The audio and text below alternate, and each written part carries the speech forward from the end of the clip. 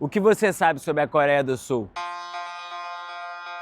Talvez que ela é o país líder em tecnologia, inovação, arquitetura. E se eu te falasse que isso é só uma pequena parte desse complexo retrato que é esse país? Aqui também é líder em alcoolismo, ansiedade, depressão e outros aspectos ainda mais sombrios. Por que isso acontece? Será se a sociedade tem o poder de deixar um indivíduo doente? Hoje, a gente vai entrar nas camadas mais profundas da sociedade sul-coreana.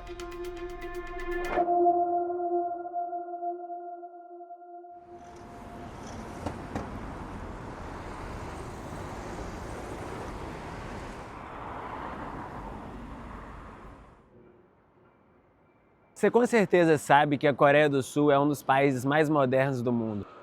Arquitetura que desafia a física, carros que dirigem sozinho e internet mais rápida do que a luz. Além, óbvio, de ser também o berço do K-pop, que é um dos maiores fenômenos musicais do mundo inteiro. Realmente, para quem vem de fora, é uma vitrine maravilhosa, impecável. Mas se eu te falasse que por trás dessa fachada existe uma pressão silenciosa que sufoca, por trás desse lugar que tudo parece funcionar perfeitamente, a realidade é que crianças de 6 anos já estão tendo que aprender a lidar com pressão e que nunca podem errar.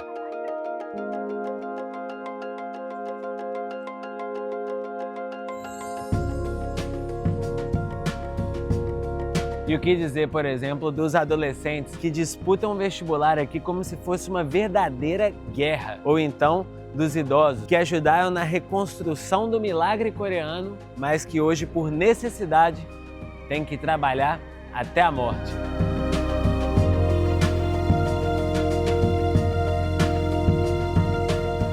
E quando o assunto é beleza, aqui na Coreia do Sul, isso é um pré-requisito para você ser aceito.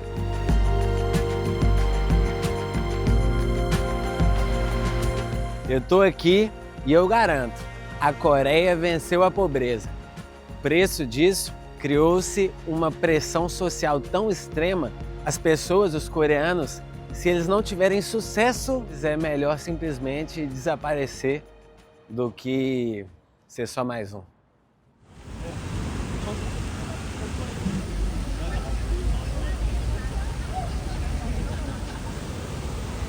Antes de tudo, é importante de você saber que a Coreia teve que sobreviver a uma tentativa de apagamento completo da sua cultura por parte do Império Japonês, que ocupou aqui a região da Coreia por mais de 30 anos.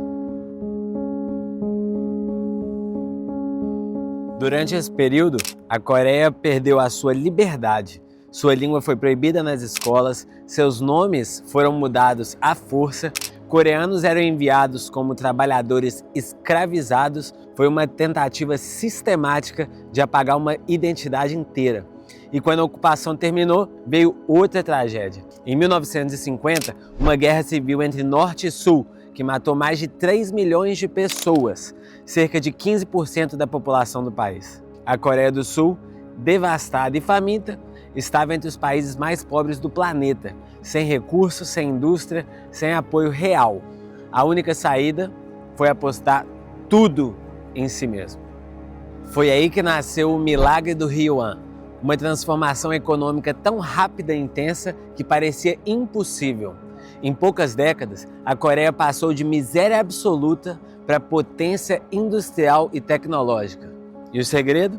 Disciplina, obediência e sacrifício. E um sistema onde o trabalho vem antes de tudo e todos. Mas óbvio que esse milagre teve um preço. O que começou como uma estratégia de sobrevivência virou um modo de vida. E esse modo de vida exige que você produza o tempo todo.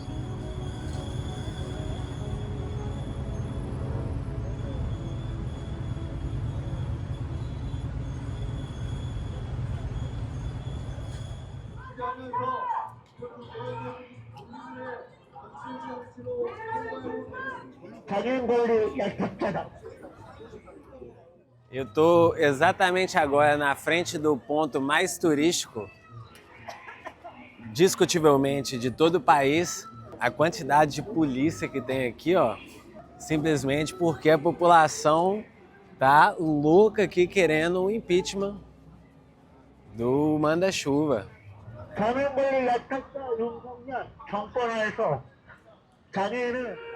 What is this?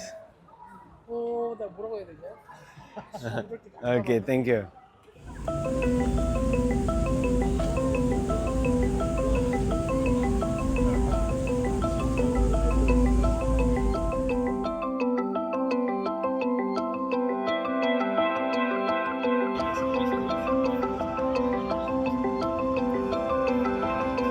Muito se fala sobre o padrão de beleza. Cada região do mundo tem o seu. E aqui na Coreia do Sul existe o que eles chamam de Gangnam, padrão de beleza, que é o padrão máximo e que é um padrão que ele se acentuou ainda mais com o crescimento do K-pop. De certa forma, você tem que ser alto, você tem que ser bonito, você tem que ter os olhos abertos numa pegada bem anime.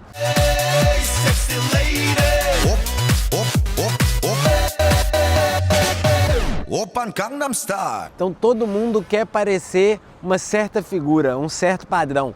E essa região que eu tô aqui, que é a região de Gangnam, é conhecido como a absoluta meca dos procedimentos estéticos.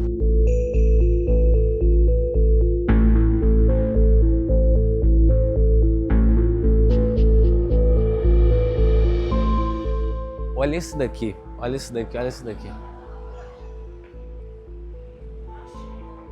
Esse daqui é o exemplo perfeito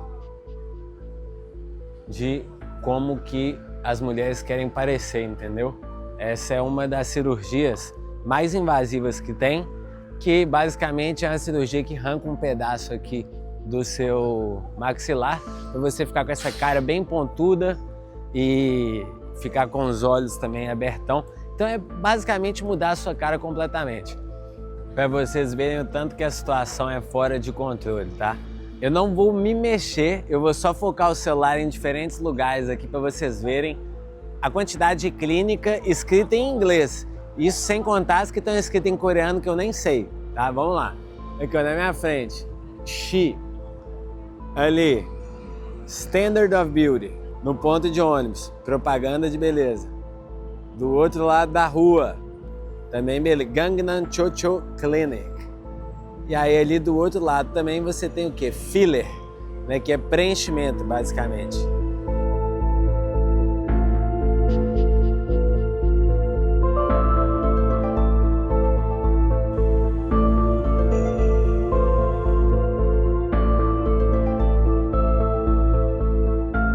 A menina ali acabou de passar aqui atrás de mim o procedimento aqui no nariz, né? Não vou filmar o rosto dela, obviamente. Me chama a atenção o seguinte, eu estive em Istambul e em Istambul, se você sai na rua, você vê, né, dezenas de homens com o procedimento no cabelo. Aqui andando na rua, em aproximadamente 30 minutos, eu posso falar para vocês que eu já vi 2 meninas com o nariz feito. Enfim, sabe o que eu vou fazer em relação a isso, né? Comer um belo de um hambúrguer agora, porque no meu padrão de beleza, o hamburgão da massa sempre vai ter lugar. Vamos com tudo.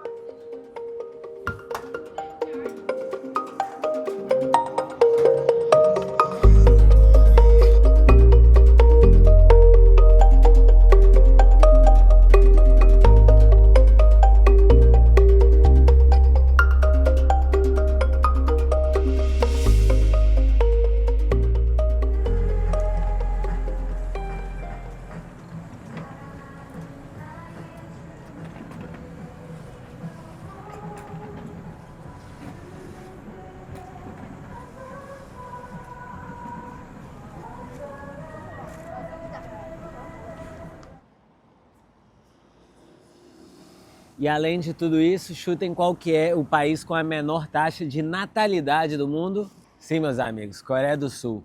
E a resposta simples e prática. Ter um filho aqui se tornou um grande peso financeiro e emocional. Estima-se que aqui em Seul, para você conseguir comprar um apartamento, você precisa de pelo menos 14 anos do seu salário integral. Como que você vai conseguir pagar uma casa própria, entendeu? Construir uma família? Tirando que na escola é sempre uma competição diária. Você tem que lidar com diversos problemas estruturais que o país te oferece.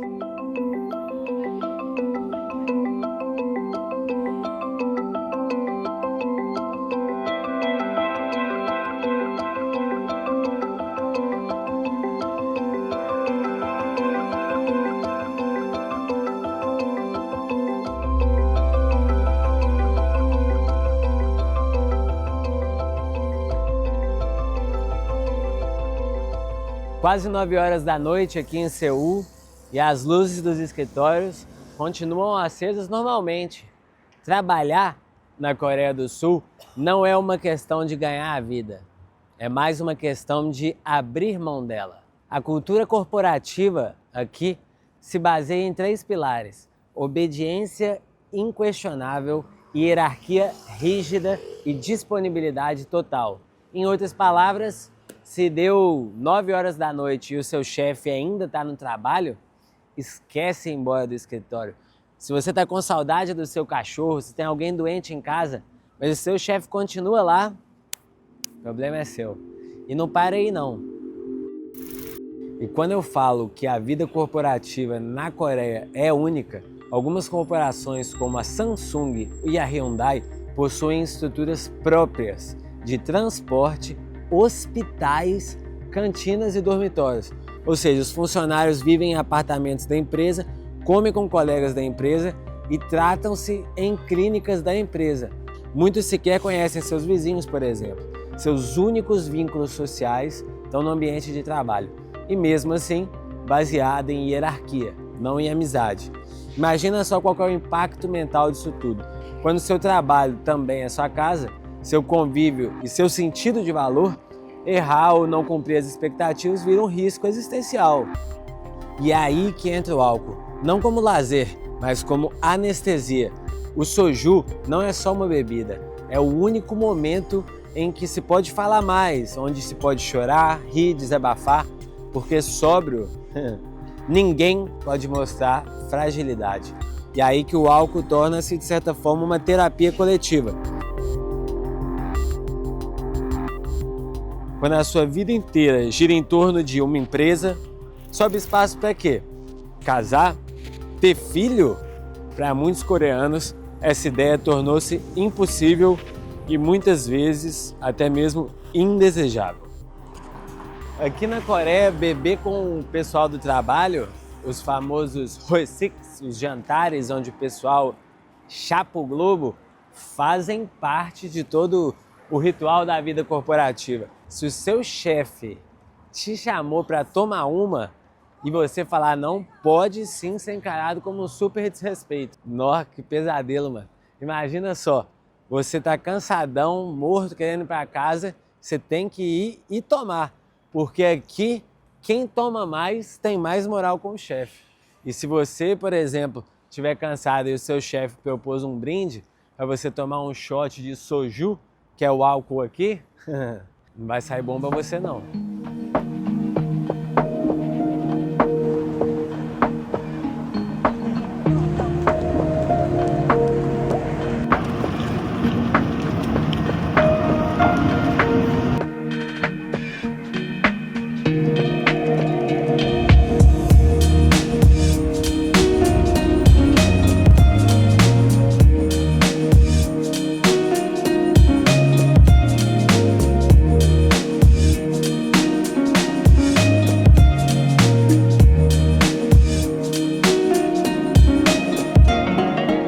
Quando o assunto é educação aqui na Coreia, as crianças coreanas muitas vezes não passam a infância aprendendo jogo de amarelinha, brincar com giz. Aqui desde cedo, muitas vezes 6, 7 anos, elas já começam a sentir a pressão de não poder errar, de ter que competir. E acho que um exemplo perfeito é a gente entender o quão complexo a educação é para uma criança aqui na Coreia, é entender um pouco mais sobre a curva de Gauss. Basicamente, a curva de Gauss é como uma montanha, só cabe pouca gente no topo. Então, mesmo que você tire 8 em 10 na prova, se muitos colegas tirarem 9, sua nota já não vale tanto. Se você tirar 9, mas a maioria da turma tirou 10, a mesma coisa. O que importa não é a sua nota, mas se você foi melhor do que os outros. Por isso, estudar na Coreia é como competir o tempo todo, desde os 5 anos de idade. Todo mundo quer subir a montanha, mas só alguns conseguem.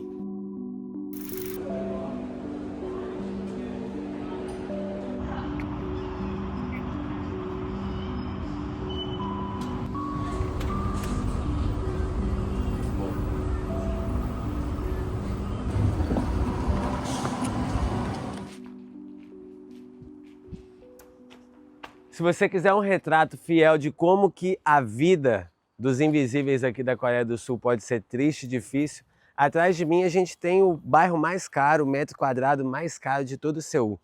E bem na frente a gente tem a maior e última favela daqui da cidade. Vou falar para vocês. O que vocês vão ver agora vai chocar. É um nível de abandono, um nível de descaso com a população, principalmente idosa, que chega a partir o coração.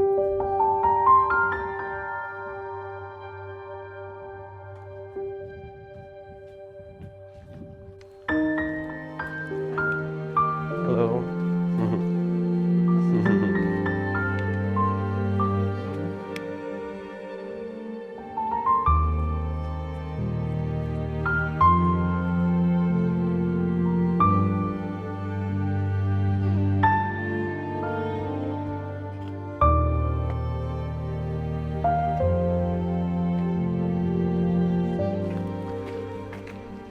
Não, pessoal, eu juro pra vocês que o que mais me parte o coração é... Cara, eu tô aqui tem 1 hora mais ou menos, caminhando por todos os lugares e eu só vejo idoso, mano. Só vejo idoso, eu não vi ninguém bota 40 anos, é só realmente pessoas de mobilidade reduzida, por exemplo, sabe? Olha só pra você ver. Eu vi uma entrevista de partir o coração, cara, de uma TV coreana, no qual o idoso falando assim: eu sou um fardo, eu não vejo mais por que continuar. Imagina só, você viveu em toda essa sociedade no qual você tem que ser perfeito, você tem que ser isso, você tem que ser aquilo. Tem que ser o brabo, e aí, no final das contas, você se enxerga no fim da sua vida sem dinheiro, numa situação passando um frio gigantesco num lugar como esse daqui. Como é que, sabe?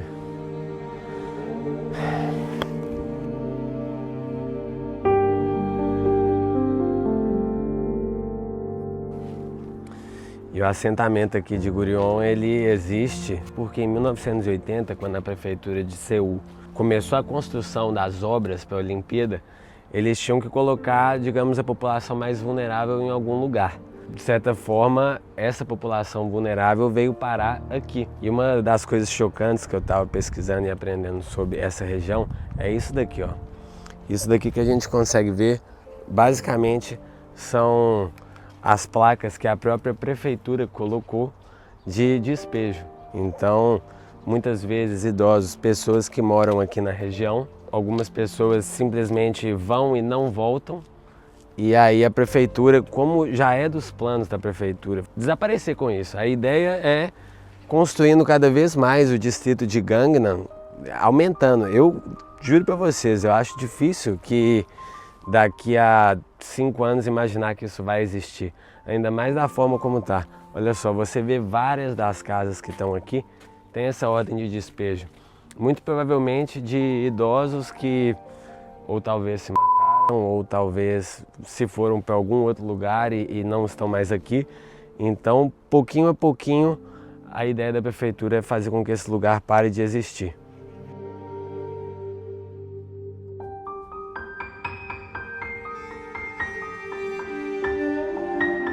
A maioria das casas são construídas de madeira, são construídas de alumínio, é tudo material altamente inflamável. Tanto que no final de 2023 teve um incêndio aqui.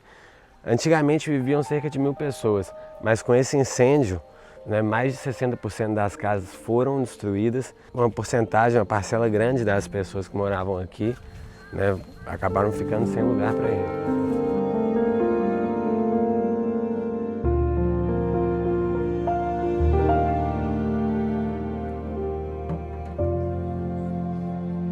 A questão do incêndio que eu tinha falado para vocês, é muito comum aqui a gente ver vários desse trem aqui.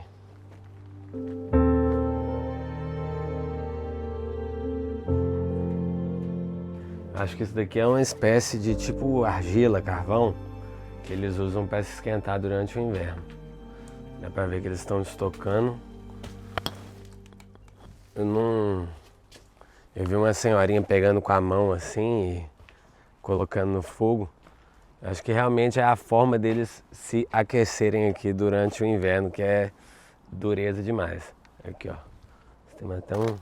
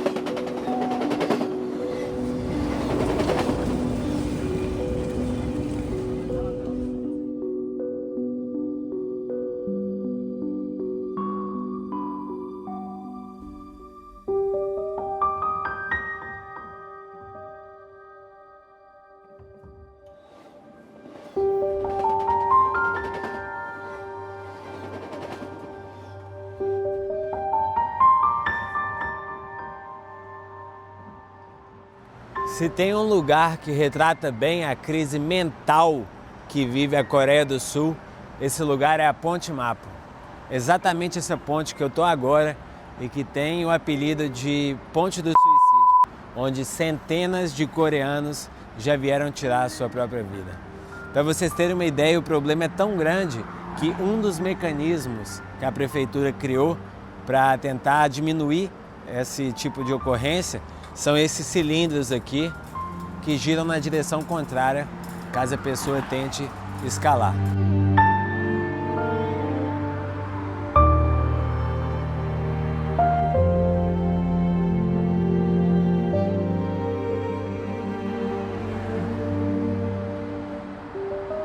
E caminhando um pouco mais, à medida que a ponte vai ficando mais alta sobre o rio Han, você começa a ver esse tipo de coisa aqui.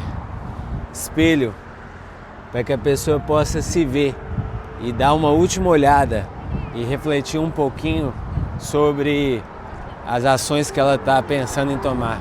E não só isso, algumas pessoas que passam por aqui, sabendo de todo o significado da ponte, também deixam esse tipo de recado. Ao longo de toda a estrutura da ponte, você consegue ver vários recados dizendo: pensa na sua família, pensa nos seus filhos. Aqui a gente consegue ver alguns, ó.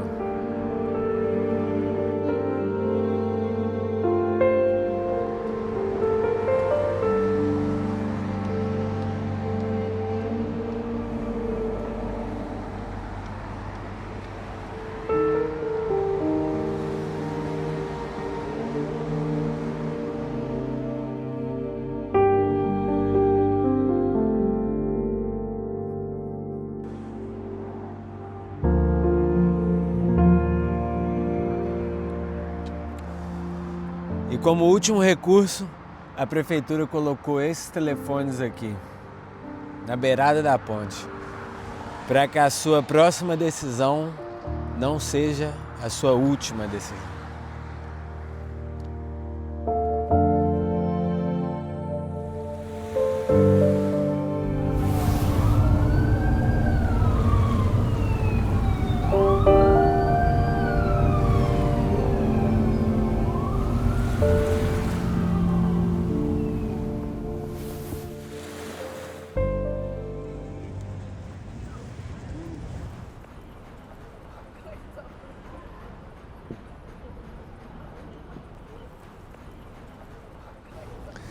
Meus amigos, depois de aprender mais e mais sobre essa cultura exagerada de perfeição da Coreia do Sul, me parece que Round 6 não é tanto uma série e talvez seja mais um documentário disfarçado, sabe?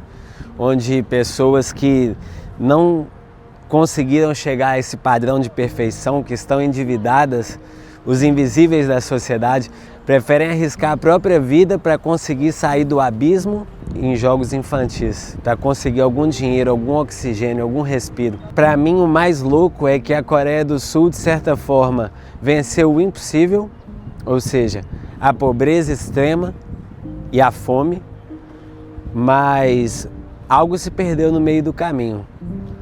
Eu ouso dizer que o país que ensinou para o mundo como trabalhar duro, agora precisa lembrar a si mesmo como é que se vive. Enfim, é um pouco da minha leitura sobre esse país. E vocês, o que acharam? Deixem aí nos comentários, me sigam no Instagram, se inscrevam no canal, que isso me ajuda demais e muito obrigado.